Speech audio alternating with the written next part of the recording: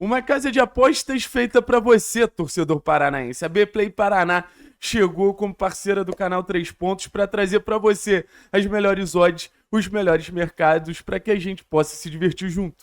Olha, meu povo, quando o Atlético acertou com o Allan Kardec, e isso é muito fácil de você constatar, porque aqui no canal a gente não esconde as coisas, muito pelo contrário, a gente mantém as coisas, independente da nossa opinião, pô, ter se concretizado ou não, da nossa análise ter se concretizado ou não, mas quando o Atlético contratou o Allan Kardec, eu falei, não serve, tá? Pô, as últimas temporadas do Allan Kardec no Galo foram extremamente constrangedoras. E não constrangedores porque o Allan era um jogador ruim, constrangedores porque o Allan não conseguia jogar. E quando ele chega no Atlético, fica aquela quase que certeza, né? Também não vai conseguir jogar aqui. E, cara, assim, óbvio que tem a lesão, óbvio que eu acho que muito da queda do Atlético no Campeonato Paranaense tem a ver com a ausência do Allan Kardec. Mas a primeira impressão que a gente tem do Allan Kardec é maravilhosa. É de um atacante influente no jogo de construção da equipe, dando assistência, jogando bem de costa, abrindo espaço para quem vem de trás. E um cara que fez o Atlético ser um time mais letal. Fez o Atlético ser um time mais agressivo. Fez o Atlético ser um time que deixou de ser aquele time que criava pra caramba e não conseguia concluir para um time que criava pra caramba e tinha um camisa 9 ali. E o sistema ofensivo hoje do Atlético, cara, a impressão que falta é que o Atlético só precisa do Kardec saudável para completar o time titular.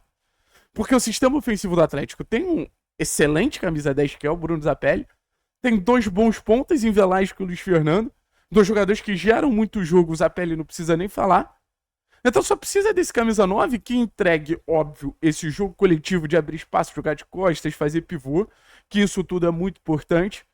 Mas um camisa 9 que faça os gols e que gere esse perigo dentro da área. A zona de finalização vai estar sempre preenchida, a zona de finalização vai ter sempre alguém ali. E eu acho que o Kardec é essa peça. Então existe um desafio institucional e um desafio do Kardec, que consiste basicamente em manter o Kardec saudável para o Kardec manter o nível dele. O Kardec mantendo o nível dele no começo de temporada, o Atlético, pô, obviamente tem que continuar nessa procura por um atacante, mas tem que ser um atacante titular para a segunda divisão. Vou botar aqui os números do Kardec para a gente entender o impacto do Kardec como titular do Atlético. Eu acho que essa tabela tem números extremamente relevantes, tá? E o primeiro deles é o seguinte: com o Kardec titular foram 4 jogos. O Atlético não perdeu, tá? Eu só quero deixar isso claro para vocês. O Atlético não perdeu. 3-1 contra o Andraus, 3-1 com o São Joséense, 3-2 contra o Maringá, 0-0 contra o Cascavel, que foi um jogo que a gente criou assustadoramente mais do que o Cascavel. Então, assim, é um Atlético que se sente tão confortável com o Allan Kardec em campo que a gente consegue ver esse impacto claramente nos resultados. Mas vamos lá, vamos se aprofundar. Com o Allan Kardec foram 9 gols em 4 jogos, 52 finalizações em 4 jogos, 30 finalizações de dentro da área em 4 jogos e um expected goals de 9.18. Eu acho que o primeiro ponto para a gente trazer aqui desses números é o Atlético é um time que consegue fazer a bola chegar dentro da área para o Kardec finalizar. Isso aqui me impressiona, assim. Não é um Atlético que finaliza muito, mas as finalizações elas são desorganizadas, podemos dizer.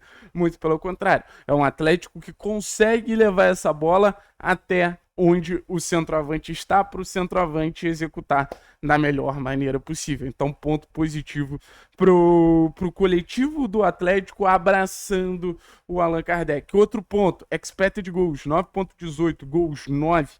É muito comum você ter um expected goals maior do que realmente a quantidade de gols feito. Então, quando você consegue igualar o expected goals com o número de gols, significa que seu time está num bom momento. O Atlético, nas últimas temporadas, teve diferenças relevantes ao longo do Campeonato Brasileiro, de um time que tinha um expected goals muito alto, produzia bastante, mas um time que não conseguia acompanhar nesse sentido de gols. Então, o Kardec, ele traz, volto a dizer, uma organização aos números do Atlético. E aqui a gente, embaixo, tem um cenário.